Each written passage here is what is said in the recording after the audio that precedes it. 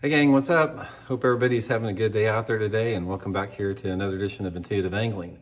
Got a little different video for you guys today. I'm going to answer some personal questions from some of the viewers I get because ever since I've been doing the channel, as the channel has grown a little bit, I guess, if people watch you every day, they sort of feel they get to know you a little bit, and I get a lot of personal questions about my own situation, but there's a handful of questions that I seem to get recurrently. So I've listed a few of them here, guys. I'm gonna go over 6 or 7 of them here and sort of answer some of these questions because it seems like there's an appetite for that a little bit, and we're gonna get into that. So I really appreciate you guys checking the video. So anyway, guys, I just sort of made a list of a bunch of questions or comments I get about my own personal situation, and I'm gonna go through them one by one. Okay, first one is, Randy, why do you always seem so angry in your videos? Okay, I get this one a lot, and normally this has to do with opinion videos that I do. I mean, here on the channel, guys, I do probably 90% fishing tips, bass behavior, that type of stuff. And I do 10% opinion videos. And a lot of my opinion videos are usually centered around either environmental issues or what I see as things that are challenges to the sport of bass fishing, so that sort of endanger it. Comes across that I'm angry a lot of time because I'm passionate. And one of the things that you have to, and not only angry, but negative, some people say negative. And one of the things that you have to realize when you're trying to affect change for the positive is that anytime that you do that, and anytime that you point out something that is, injustice or anger, or, that just isn't right or perceived as negative, a lot of people see that as you being angry with it. But you can't confuse passion and desire and a intention to change things for the better as being angry with that. I consider that to be passionate about that. When I talk about environmental issues, when I talk about live scope, that type of stuff, I'm irritated by it, but more than irritated is my concern for the well-being and the future of what is going to happen along both of those genres, moving forward there. So another reason about being angry, guys, is professional fishing is an extremely stressful sport. And there's a lot of injustices in professional fishing. There's a lot of professional injustices. And most people that haven't been in the trenches for 35 years don't really know what I'm talking about. You dudes out there, all you guys that have been fishing like I have for 30, 35 years professionally, traveling over the country, you know what I'm talking about. And that sort of makes you jaded a little bit. I think that's sort of a natural progression that comes with life and with age. So if it comes across like that, it's probably a byproduct of that. But most of the time, if I seem angry, it's more of a passionate there. Okay, guys, the next one is one that I get a ton, is, Randy, are you a liberal? And I want to spend a little bit of time on this because there's a lot of misconceptions around this particular topic here that we talk about, liberal and conservative. First of all, I don't like labels whatsoever. I think labels are very, very divisive in our country with that, and I think that they put an unfair image or tag, excuse me, on anyone that is has any type of specifically a political label. But I want to address this one a lot. Am I liberal?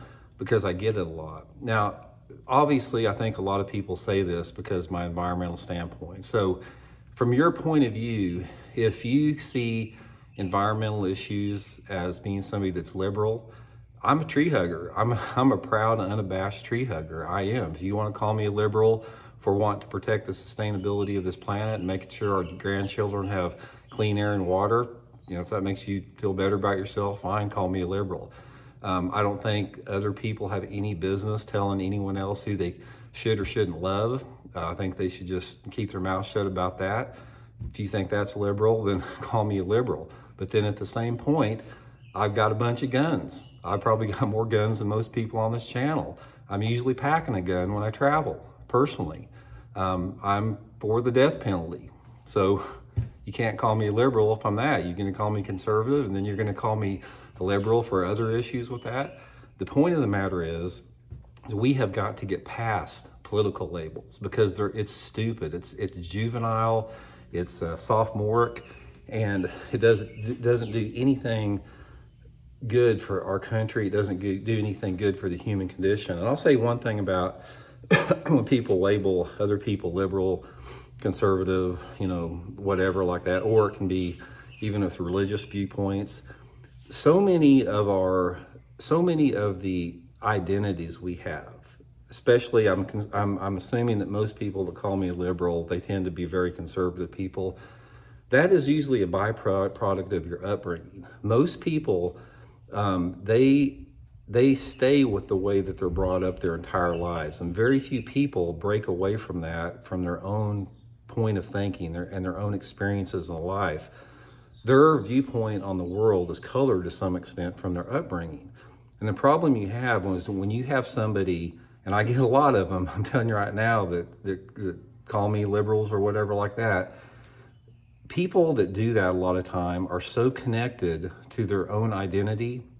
If that identity is challenged a little bit, it makes them feel very uncomfortable, so they don't like that. But anyway, I despise political labels. I think they're ridiculous. I think that it's sort of like one of the most destructive aspects of our society out there. So hope that answered your question there. Yeah, I'm probably, some super liberals probably call me conservative. Some conservatives call me a libtard. It's stupid, absolutely, in my opinion, with that. So that's probably the best definition I can give you on that. Okay, Randy, why are you so obsessed with live scope? Because live scope is a threat to the sustainability of our fisheries, guys. Make no mistake about it. As long as I have this channel, as long as I'm going to do this channel, you're going to hear me rail against technology moving forward that is forward-facing sonar and above. I've done a ton of videos on it. I don't want to go over that in there. But the point of the matter is most people get it. The majority of the bass fishermen in this country are against the rapid acceleration of technology. Make no mistake about it. There's a vocal minority out there, and there's a vocal minority that has a lot of money that push this on the bass fishing public. But I'll go back to my same stance with it. There's no benefit whatsoever to forward-facing sonar to the sustainability and the protection and the health of our fisheries. Now, if it was simply in the hands of the conservation departments where it's not allowed to be used recreationally, yeah. But I'm telling you right now, guys, mark my words and come back to me in 10 years from now, forward-facing sonar and the technology that they are developing right now that's going to even make forward-facing sonar obsolete is one of the biggest threats to the sustainability of not just bass fishing, but all different types of fishing in the country. So that's why I'm so obsessed with it. Okay, next one. Randy, how much money do you make on YouTube, and how many subs do you need to make a living? Okay, that's sort of a personal question. I'm not going to ask you guys how much money that you make, but I can address this a little bit out there. The money on YouTube is dependent upon a lot of different things. It's dependent upon, doesn't have anything to do with how many subs that you have. And that's part of the question. This viewer want to know how many subs you have to make a living. It doesn't have to do with how many subs. It has to do with the watch time, because YouTube pays people like myself for how much watch time, as far as in minutes and hours, that the videos get. So it doesn't really have anything to do with that. So if I get a video that gets a lot of watch time, like people are watching the whole video, I'll make more money off of that than I will if somebody's not watching them. Therefore, if you have a YouTuber, say for example, if you got a YouTuber that has 80,000 subscribers, and they have a lot of watch time, they could be making more money than a YouTuber that has 1 million subscribers and doesn't have as much watch time. It's all about the watch time. But I will say this, guys, if you put out videos daily, and if you've got probably over 70,000 subscribers, you can make a full-time living off of YouTube out there. So that's sort of, if that answers your question with that. Okay, next one is, Randy, how much time do you spend making your videos, and why do you do so many videos? Okay, how much time do you spend on videos? Okay, the videos I do, guys, this is what I've got. This is the videos I do. I do 2 videos a day for intuitive angling. I do one video a day for my second channel, The Fishing Teacher with Randy Blockett. I do 2 members only videos for intuitive angling every week. I do 1 or 2 videos a week as a contributor for Bass Fishing Declassified. So yeah, I do a lot of YouTube videos, but the videos that I do, and the point is, the question is, why do you do so many videos? My videos are short. Most of my videos are like 3 to 8 minute videos out there. And I don't have the production time in my videos like a lot of other people do. So for me, as far as the algorithm on YouTube, I can be more successful in YouTube putting out more shorter videos than a lot of these people out there that they'll put out like 1 or 2 videos a week that are like 45 minutes long. So it's sort of just something that has worked pretty good for me. Next one, Randy, is how are you so jacked at 61 and do you take steroids? No, I do not take steroids. And thank you very much. I don't consider myself jacked, but I'm in the gym a lot, man. My wife is a power lifter. She's a competitive power lifter. I'm in the gym 4 days a week. The best money, guys, I've ever spent in my life is I do have a personal trainer, Coach Dalen Tripp at Springfield Strength and Conditioning is my coach. He has been for about 3 years now. And I had the problem I had I always went to the gym, but I never had the discipline to push myself. And Dalen has really helped me for 3 years to really push myself hard.